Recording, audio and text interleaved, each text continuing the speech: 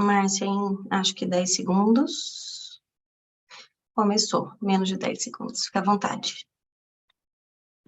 Boa noite a todos e todas. Sejam muito bem-vindos, muito bem-vindas à nossa entrevista desta noite.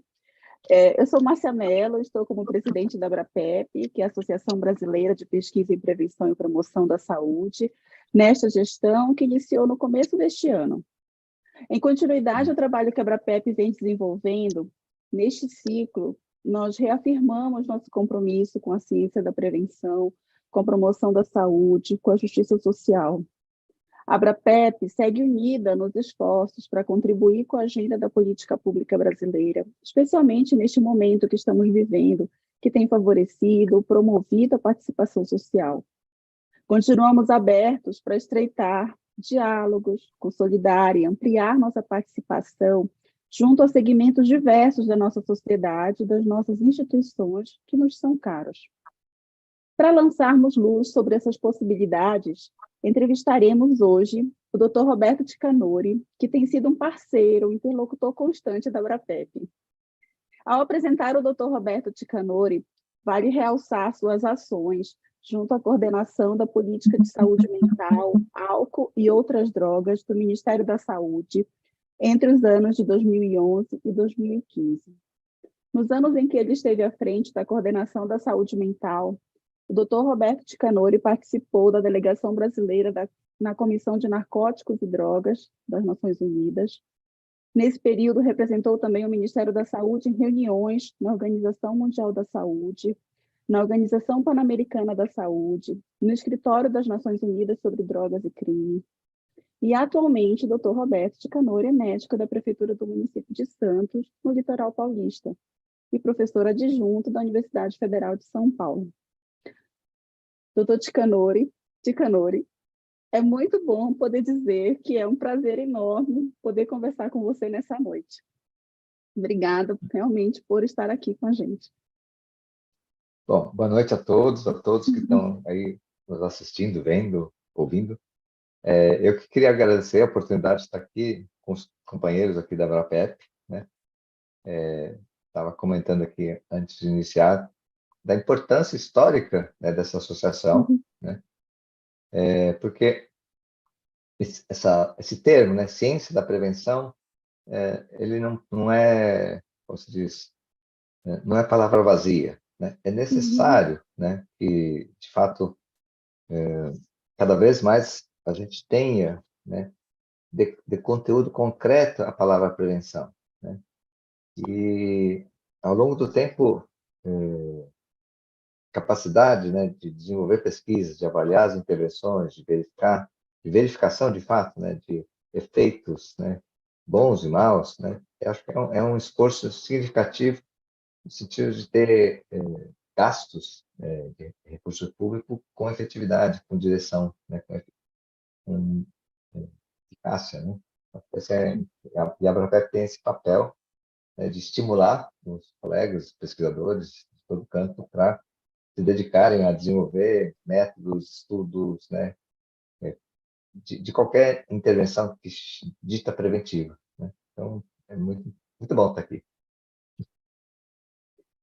E para começar a nossa conversa, Ticanori, a gente quer muito que você fale para a gente sobre alguns pontos, né? E acho que o primeiro deles é saber como é que você concebe as relações entre a ciência da prevenção, a promoção da equidade em saúde e a justiça social. Como é que com todos esses ingredientes aí para você? Bom, o que eu acho que é importante pensar, né? Quando se pensa a questão da prevenção, né? Eu acho que é uma intuição que eu tenho, assim, né? Todas as prevenções que dão efeitos positivos, né, elas têm um pé na promoção de melhores condições, tá? Ou seja, elas funcionam a partir de uma intervenção produtiva e não repressiva, né? Assim, existe uma ideia de que prevenir né, e acho que a origem da palavra, o sentido em inglês, né, é evitar que aconteça, né? Mas o que as pesquisas acabam mostrando, indicando é que para evitar que é necessário promover algo, né, e não reprimir algo, né? Quando você melhora certas situações, aquelas coisas que você está tentando evitar tendem a não acontecer. Agora, muito dinheiro se gasta tentando evitar o evitável, né? Evitar evitando, né? Não sei se tá reprimindo, né? Então, e nesse sentido, assim, os efeitos são bastante duvidosos, né? E eventualmente acabam tendo resultados contrários àquilo que a gente quer tentar evitar. Então, por isso a ideia de que prevenção e promoção, elas, eu diria, posso dizer assim, é como se fossem duas faces da mesma moeda, né? Porque promoção e prevenção precisam ter um sentido positivo, né? Não um sentido negativo, né? Positivo no sentido de ação propositiva, ação efetiva, ação que gere e produza coisas, né? E não uma ação de repressão, uma ação de anulação de eventos, né? Eu acho que essa é uma questão importante. E aí, quando a gente pensa num país como o Brasil de enorme desigualdade, né? Eu acho que nesse caso, né? Vou dar um exemplo prático em relação à experiência que a gente tem com o jogo Elos, né? Que é o que eu estava conversando aqui na Secretaria de Educação hoje. Criar condições melhores de formação, educação, emocional e intelectual dos jovens é prevenção de drogas, tá? E a gente pode falar com boca cheia. É uma prevenção do uso uso danoso de drogas, né? Por quê? A meu ver, hoje é muito simples pensar isso. Se as pessoas têm um processo de desenvolvimento emocional, intelectual, forte, positivo, né? Propositivo, sem medo, sem repressão, né? A questão das drogas, elas passam, chama-se tangencialmente. A pessoa pode até eventualmente consumir e tal, mas ela deixa de ocupar buracos, nós chamamos assim, né? Faltas, né? Por quê? Porque a pessoa tem outras coisas mais interessantes na vida do que fazer, né? E o contrário é verdadeiro, né? Uma sociedade desigual, né? Que as pessoas têm muita carência, muita falta, muito pouco acesso, né? Tem vidas muito restritas, né? E aí, especificamente na questão de uso de substâncias, as substâncias acabam tendo até um valor positivo, né? Tem um amigo que hoje faleceu, mas ele diz assim, ó, drogas são a caixa de ressonância, né? Para vidas que têm, né, uma significância muito pequena, muito pobre, muito, né, assim, de pouca vibração, né? As drogas, o álcool, acabam funcionando como uma caixa de ressonância, fazer que a vida tenha alguma, né, uma intensidade maior, né? Eu acho que essa ideia, né, de que olhar para a situação de desigualdade, entender que isso supõe que ou supõe a demanda da gente, né, uma superação, uma equalização, né, das relações sociais, das condições materiais e emocionais das pessoas, né?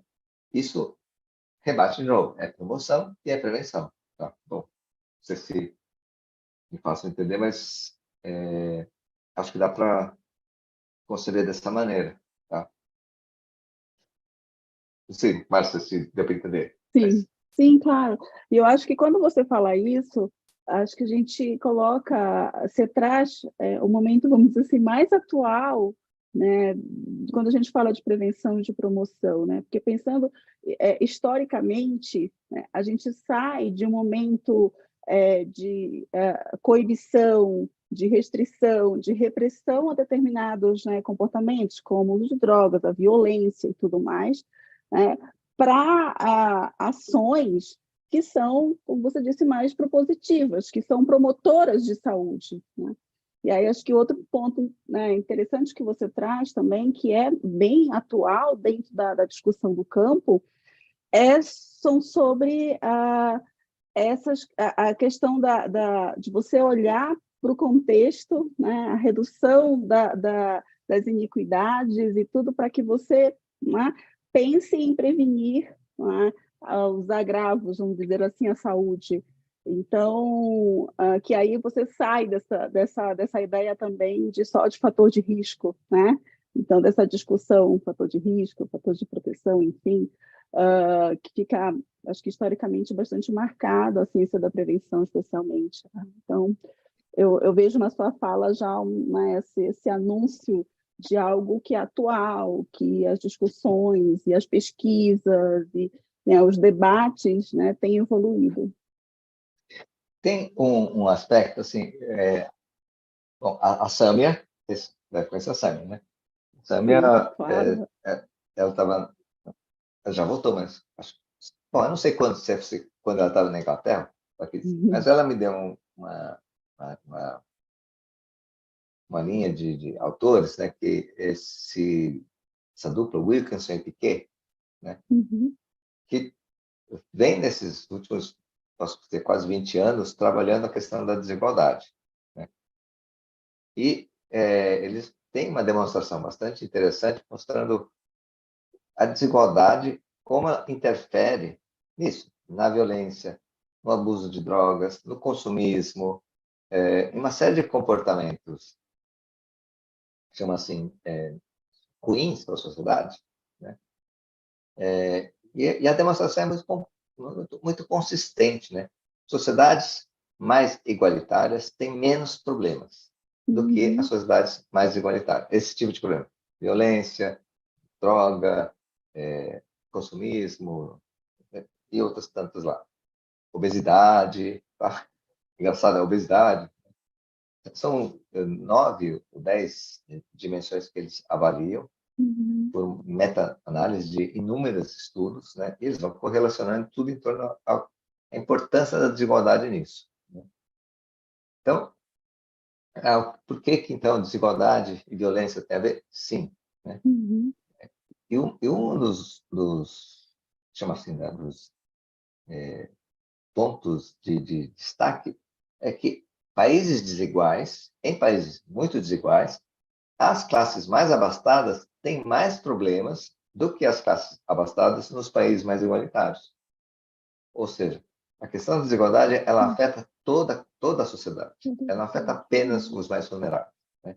Os mais abastados, os mais ricos, também têm mais violência, mais drogas, mais isso, né? mais obesidade, mais outras tantas questões. Então, por isso a ideia da promoção, né? Acho que esse é um tema interessante, pensar que se a gente faz análise da questão da promoção focada estritamente nos vulneráveis, é difícil de convencer a sociedade que isso é importante, né? Pode até gerar um viés caritativo, né? Mas ou restringir-se a um viés só caritativo. Agora, as análises vão mostrar que a capacidade da gente superar as desigualdades incide na qualidade de vida de toda a sociedade. Né? Esse é um ponto importante. Então, nessa linha, prevenir violência doméstica, vamos focar na desigualdade. Prevenir consumo de droga, foca na desigualdade. Né? E os mecanismos que essa desigualdade se opera, né? Acho que esse é um dos... O Wilson e o Piquetão e a Pequena estão se dedicando hoje a tentar...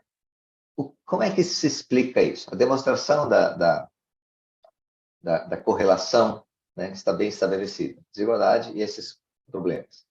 E aí, a segunda década de trabalho deles é tentar elaborar uma hipótese explicativa. Né? Por que a desigualdade, como que essa desigualdade incide na vida de indivíduos? Né? Não só o aspecto estatístico, né, mas para cada indivíduo, qual que é o mecanismo, né, que isso vai estar influenciando e tal. E aí, a pista que eles vão trabalhar, de fundo, é essa noção de que, em sociedades muito desiguais, né, a disputa e a correria, a busca por chamar assim, signos de status, né? Equivale também ao signo de valoração e validação, né? Então, essa busca contínua de validação, né? E esse é um problema, porque é um tipo de validação externa à vida do sujeito, é sempre algo determinado por um elemento exterior, não é pela vida concreta que ele tem, né? Então, é uma busca, né, meio ilusória de que fazendo aquilo, comprando isso, né, conseguindo aquilo, um signo de status, a pessoa tem mais valor, né? Só que isso acaba não acontecendo de fato, porque a desigualdade é tão grande, né, que eu tenho falado assim, olha, a pessoa se preocupa mais com o vizinho que comprou, né, sei lá, uma geladeira nova, né, do que o sujeito que roubou 20 bilhões das lojas americanas. Porque a pessoa que pega 20 bilhões está muito distante da vivência direta das pessoas, porque isso é uma vivência com quem está próximo. Então, a angústia, a ansiedade o vizinho comprou, tem isso, fez aquilo, né? E essa disputa, vamos chamar assim, no micro, né? Talvez seja uma das questões mais gritantes na questão da desigualdade, né? Enquanto que em sociedades mais igualitárias, esse nível de estresse, esse nível de disputa, esse tipo de conflito tende a ser menor, né? Essa é uma das hipóteses explicativas, né, de como a desigualdade vai afetar a vida das pessoas.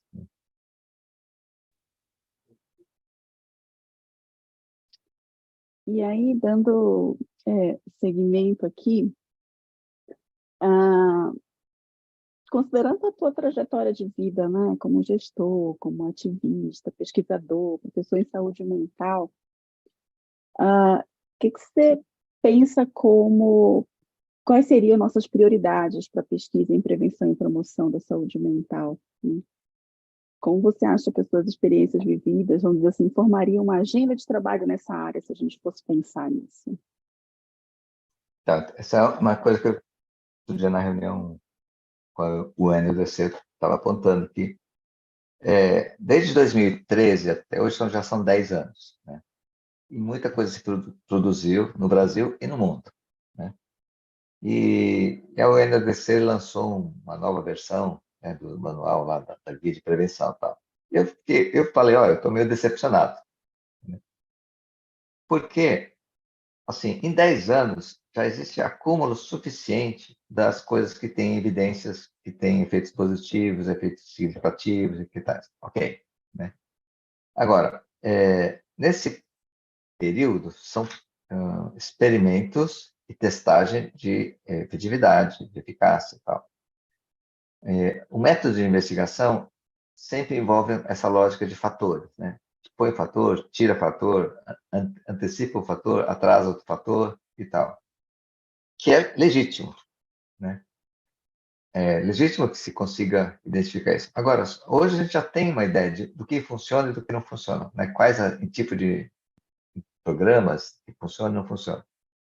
Então, eu estava dizendo, a minha decepção é assim, existe pouca, ou eu não vi, na verdade, né, uma disposição para arriscar-se a não só ver o que funciona ou não funciona, mas tentar explicar o porquê funciona, né? Que é um pouco esse desafio que esse Wilkinson e Piquet começaram a fazer, né, nesses últimos períodos aí. Por que a desigualdade afeta? Qual o mecanismo específico, né, que a desigualdade afeta? A desigualdade, tem as pessoas sofrem, tem carência, tem isso, aquilo, no genérico, né? Então, também a gente não consegue resolver a desigualdade no genérico, né? Agora, entender os mecanismos, talvez consiga se incidir no micro, né, em certas circunstâncias circunscritas, a gente vai aprendendo a interferir sobre isso também, né? E eu acho que na questão, particularmente no campo de álcool e drogas, que é o NDC se foca, né, poderia haver, né, e acho que é necessário haver mais tentativa de compreender os mecanismos efetivos. Por que esta intervenção faz diferença do que a outra? Não só simplesmente comparar faz ou não faz, né, mas tentar avançar. Qual que é o modelo explicativo, né? Não apenas identificar ações efetivas, né? E acho que essa é uma questão importante, porque aí pensando na questão da política pública, né? Se a gente tem mais preciso os mecanismos de geração do fenômeno, eu acho que a gente consegue focar melhor, né, chama-se o investimento, né? Se a gente não tem isso muito preciso, a gente acaba tendo que gastar, né, um espectro mais amplo, né? E é isso, né, chama assim, com resultados, em tese, menos aproveitados, né? Porque você tem que atirar, né, num amplo, um espectro maior, né? Então, focar, se a gente aprendesse, né, compreendesse melhor o que faz diferença na prevenção, eu acho que isso poderia ter melhores resultados, né? E aí, vou puxar uma sardinha para o que eu ando pensando, né? Porque hoje eu tenho um fio, chama-se, né, de raciocínio, de pista, de pensar. Eu entendo que, assim, que a questão do abuso de substâncias, né, precisa ser compreendido no campo da dinâmica afetiva, tá? E não na bioquímica, né, ou na neurobiologia, tá? Por quê? O esforço de tentar explicar, né, o comportamento de pessoas a partir do modelo reducionista neurobiológico, né, não tem, a meu ver, mostrado resultados reais, tá? E aí não tem jeito. Pode mudar 500 fatores, tira, mas não muda, né? E empiricamente, nos últimos anos, nos últimos 5 anos que eu trabalho hoje com álcool e drogas, né, a gente vem, nossa equipe veio modificando o foco, né? O foco pensando que a questão dessa marcha de ficar preso, né, a uma dinâmica de consumo, de abuso, né? O motor efetivo é um jogo de afetos e não um problema biológico, não um jogo de moléculas, mas é um jogo de emoções, né? E centradas fundamentalmente na ideia de que emoções como culpa, medo e vergonha, né, são pontos de, como se diz, como se diz, são relés. A pessoa consome uma situação, aí quando bate a culpa, medo e vergonha, ela volta a consumir de novo.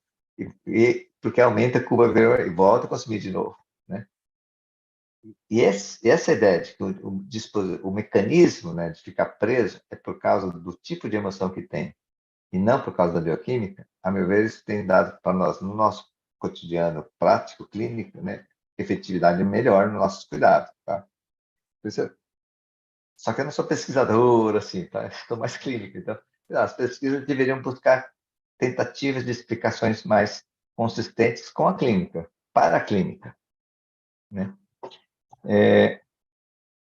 Porque eu escrevi um artigo que pode destacar uma coisa que me chamou a atenção, né? Na descrição do que é dependência, ou na verdade do que é adição, né? A descrição original dizia, acontece um shift, né? E aí, não é nem shift, eu acho que é shift. Acontece um shift no cérebro, e aí a pessoa de usuário passa a ser dependente. Isso não é uma descrição biológica, né? É uma metáfora para uma coisa que a pessoa observa, mas assim, não é uma explicação real, né? De dependente você passa a ser usuário. Uhum, né? Porque aconteceu um clique lá no cérebro. Então, esse tipo de explicação, né, ela gera efeitos muito deletérios, afinal. Porque é uma fantasia, você não sabe exatamente o que é essa transição, né? Mas, como você não sabe exatamente o que é, você não sabe também como revertê-lo. E como a gente acredita que o cérebro nunca reverte nada, né? Então não tem muito o que fazer, tá?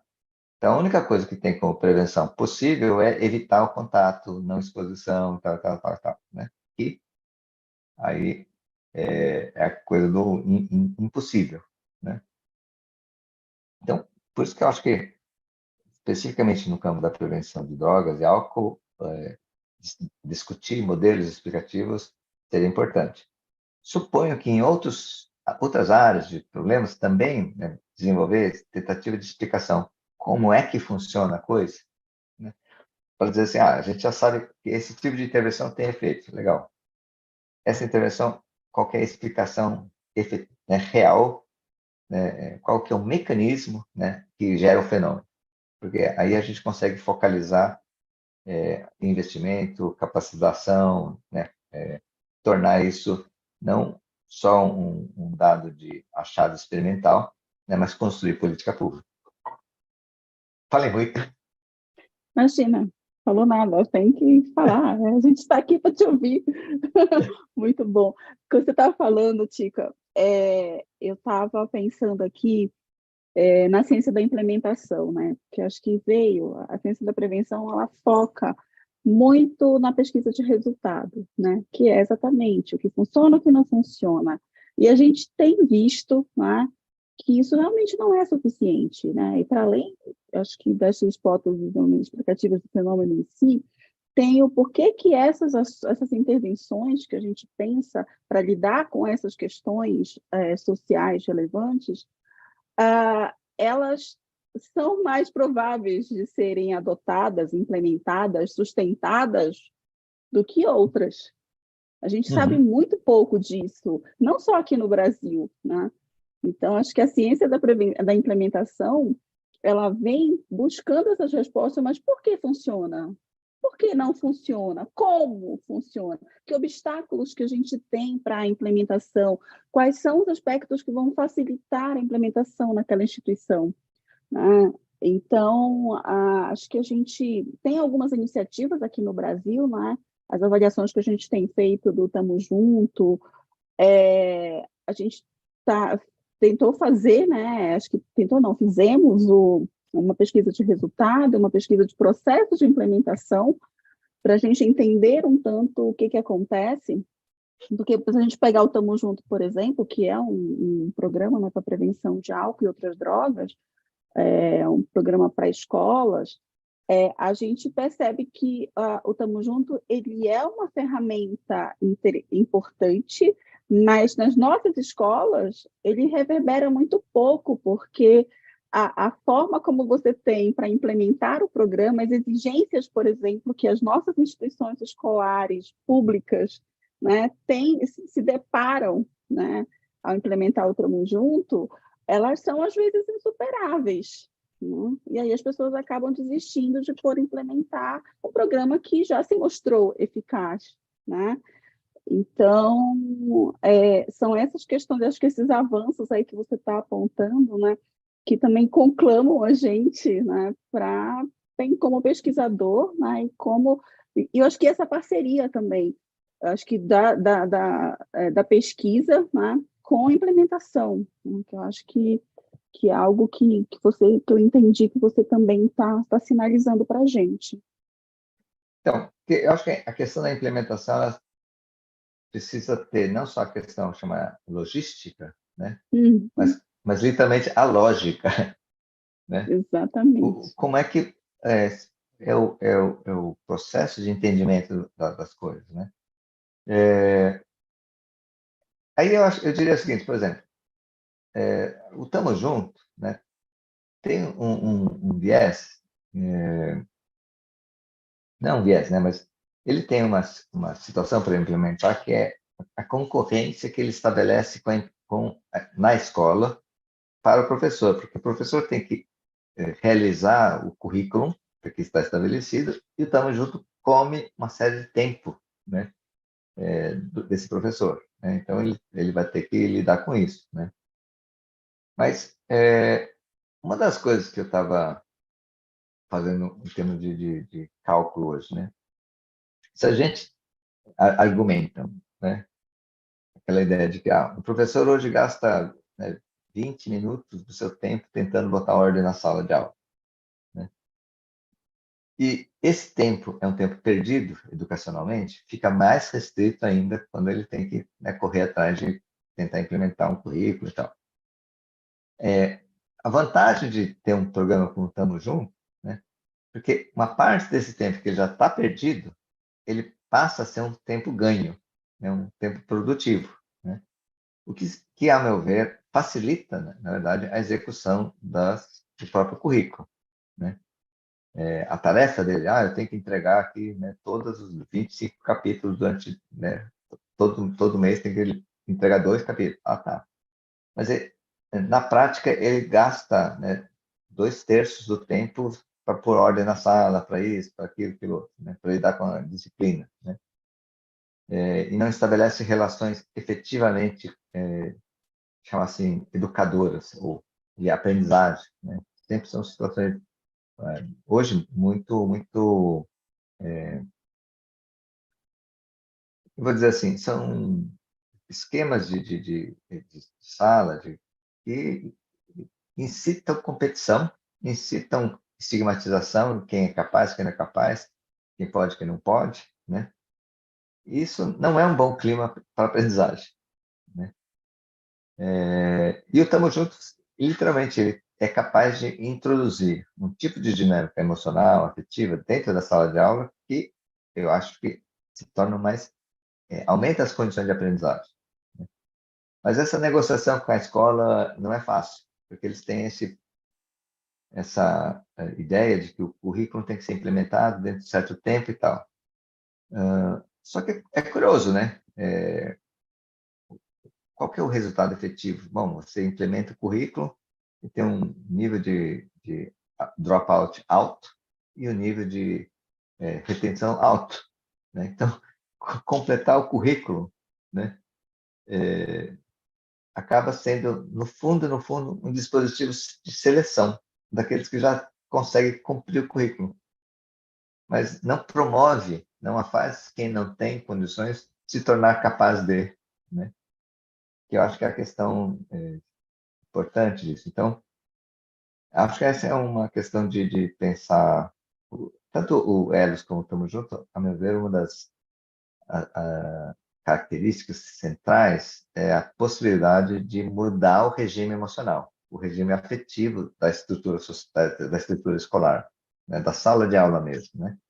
O espaço da sala de aula muda a relação de afetos, né, a dinâmica de afetos, né? E acho que isso é importante.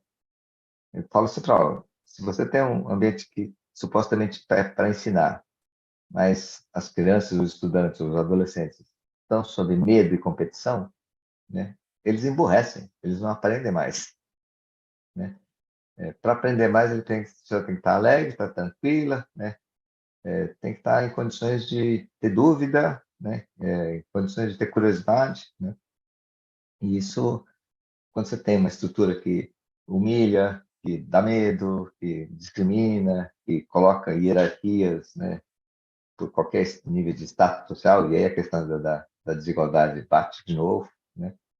É muito difícil que essas pessoas consigam efetivamente estar aptas a aprender, né? E aí, essa disputa que tipo de ambiente a gente precisa ter para educar, acho que é uma das coisas que também precisa ser pesquisada.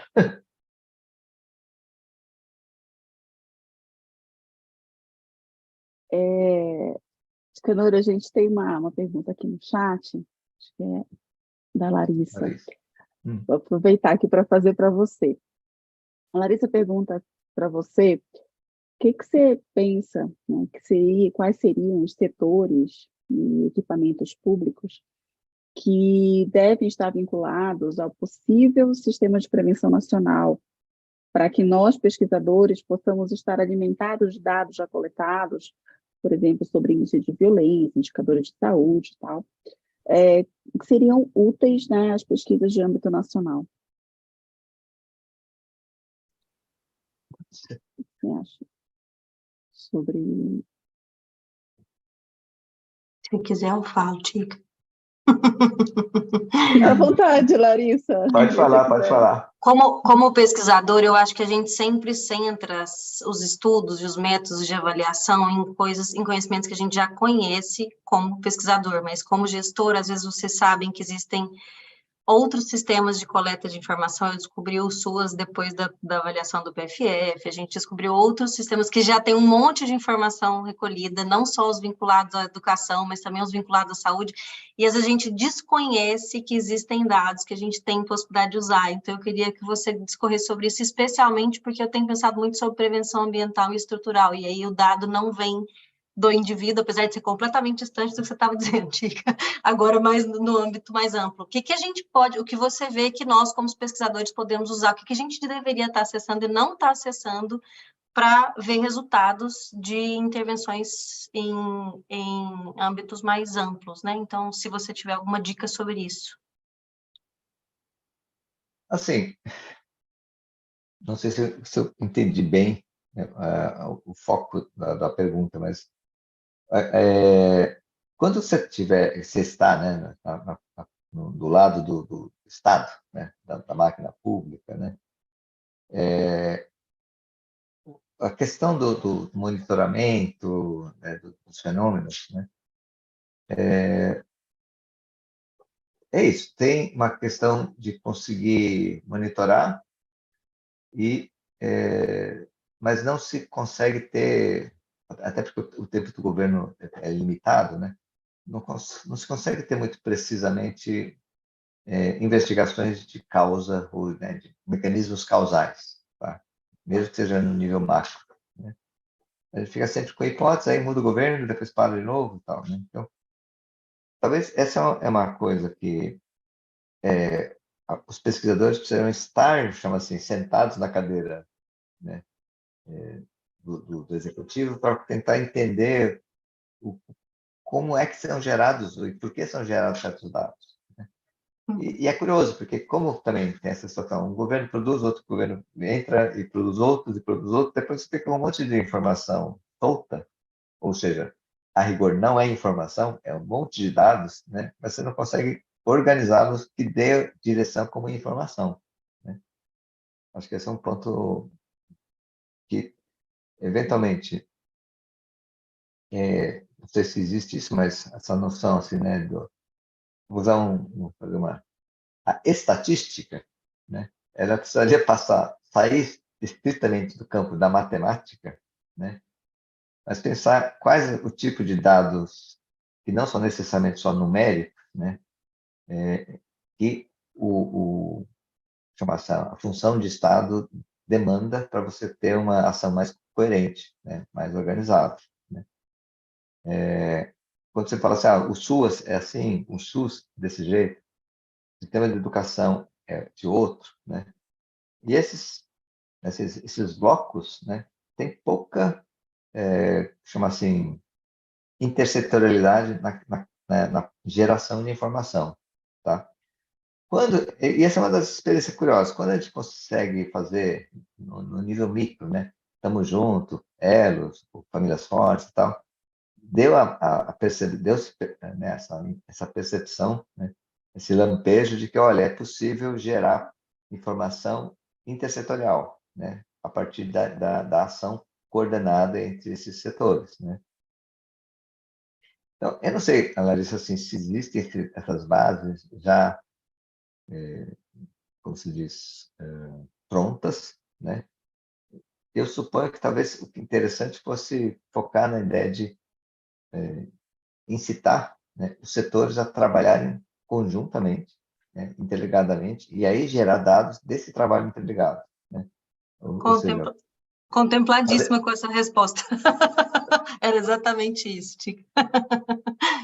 Sim, que a ideia era justamente saber, o pesquisador e que tem a visão sobre prevenção, ele precisa estar dentro desses locais para que ele, inclusive, consiga discutir os nós de acompanhamento das pessoas dentro dessa política. Ok, obrigada. Não, e promover a conexão entre os setores. Porque essa ideia, assim, você falou, setor educação, setor assistência social, setor saúde, setor, sei lá, como chama? Policial, né? Segurança pública. São todas lógicas independentes, né? Quando a gente começa a ter algum objeto em comum, você vai produzir um outro nível de informação, né? Uma outra qualidade de informação. E acho que isso começa a fazer diferença. E os pesquisadores, eu vou dizer assim, eles não vão atrás do dado, eles vão gerar os dados, entendeu? Eu estou dizendo assim, os pesquisadores passam não só a observar, né, mas vão ser produtores, né, de fenômenos. Obrigada, Dica. Muito bom. Então, seguimos. Temos mais outras perguntas para o momento? Então, Ticanori, a gente tem uma pergunta assim, mais final, vamos dizer assim, ou, enfim, dentro de um processo de finalização. Que mensagens, quais mensagens, né, vamos dizer assim, principais, essenciais do seu ponto de vista, você enviaria aos pesquisadores da ciência da prevenção no Brasil? Qual seria o modo de se fazer ciência da prevenção que o Brasil precisa, do seu ponto de Nossa. vista, claro?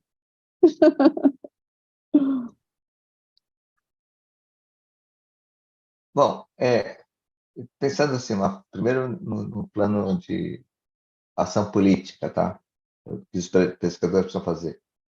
Um é convencer o máximo de setores sociais de que prevenção não se resume a boa vontade, né? Assim, boa vontade e boas intenções não resolvem a prevenção, né? Não previnem exatamente as coisas, né? Porque isso é uma das coisas curiosas. Tem muita gente empenhada, fazendo, não sei o quê, tá? E gastando dinheiro, gastando recursos de forma que, chama assim, perdida, né? Esse é um dado importante. E essa é uma ação política, né, de difundir, de conversar, de ter bastante agregação, né, de pessoas que possam, literalmente, assim, né, replicar muito, tornar orgânica a noção de que prevenção não é só boa vontade, não é só boa disposição, intenção, né? Então, precisa ter a capacidade de elaborar uma intervenção, avaliar a intervenção, ver o que faz diferença, não, né? Depois ver o que faz diferença, tentar explicar por que faz diferença, né? E aí tem um outro patamar de intervenção já mais focado, né?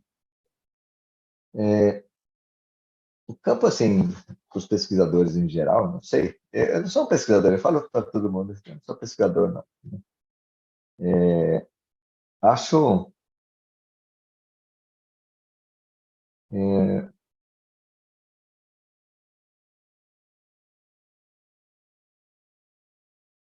um, uma coisa eu acho importante, né? Fortaleça a Abrapep, tá?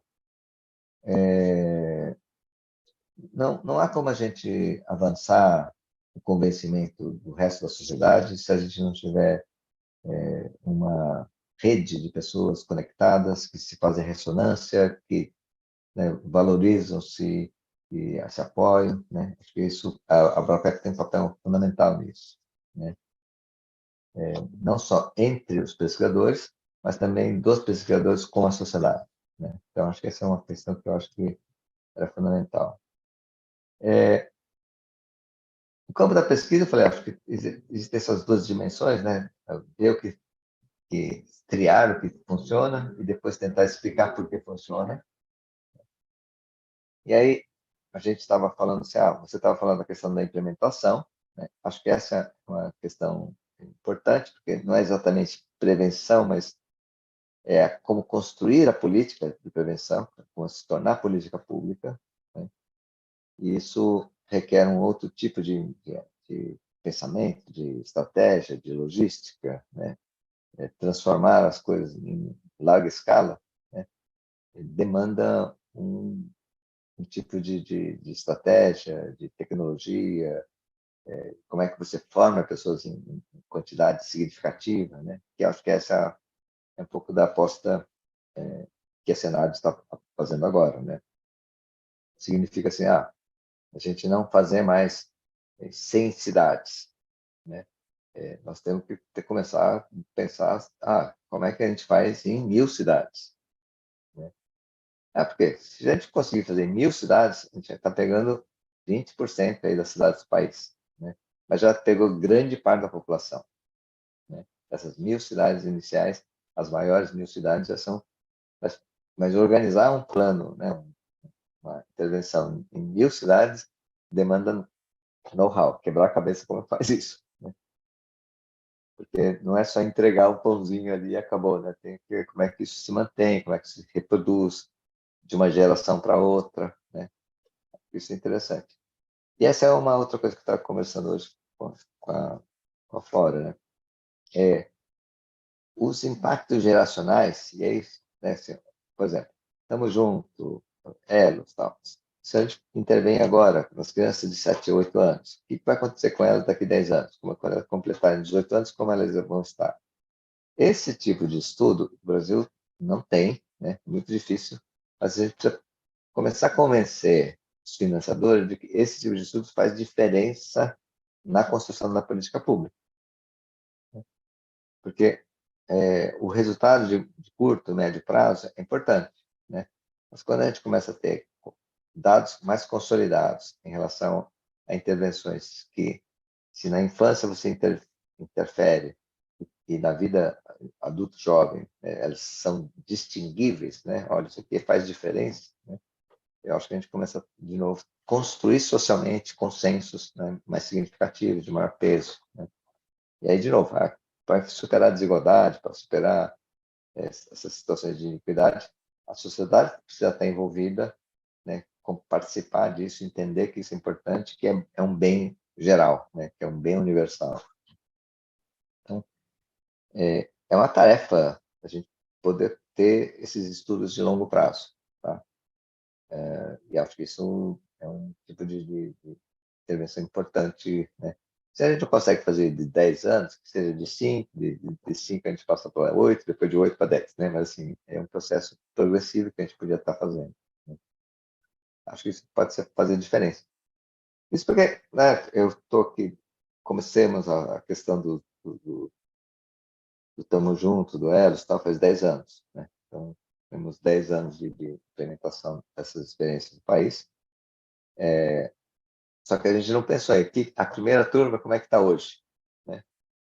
Mas hoje a gente consegue, dá para pensar assim, então vale a pena as turmas que forem realizadas hoje, daqui a 10 anos, como vão estar, tá? Isso pode ser bem legal. Muito bom.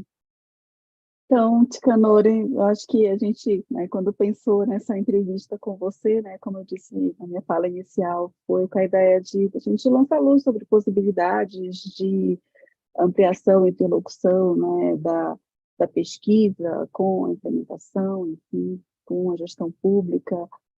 E acho que a gente está mais do que cumprido nosso desejo, né, de lançar luz. Acho que você traz, acho que questões importantes para a nossa reflexão, acho que questões que também acho que vê o lado da gestão, né? Como é que a gestão pensa a pesquisa, o futuro do campo, o caminhar do campo. Então, só tenho muito, muito, muito em nome desse grupo, né, da Associação Brasileira de Pesquisa, Prevenção e Promoção da Saúde, que é a ABRAPEP. Só tenho muito a te agradecer por compartilhar conosco, estar disponível para compartilhar conosco a tua experiência, a tua trajetória, o teu olhar, né, sobre a ciência da prevenção, sobre a saúde no Brasil, né, sobre as políticas públicas, e é isso, querido, muito obrigada, sinta-se abraçado, e continuamos nessa parceria, né, que você tem, né, nos prestigiado, e muitíssimo obrigada. Eu que agradeço, né, até pelo carinho muito grande que vocês me convidaram aqui, foi muito bom, tá? E a gente continua conversando, porque, como eu falei, Com eu estou aqui em certeza. Santos, a gente vai estar fazendo um processo interessante agora, tá bom? Tá bom, então, gente, dou por encerrada a entrevista, né, com o doutor Roberto Ticanori. Boa noite para todo mundo e nos vemos numa próxima. Tá, boa noite. Boa noite.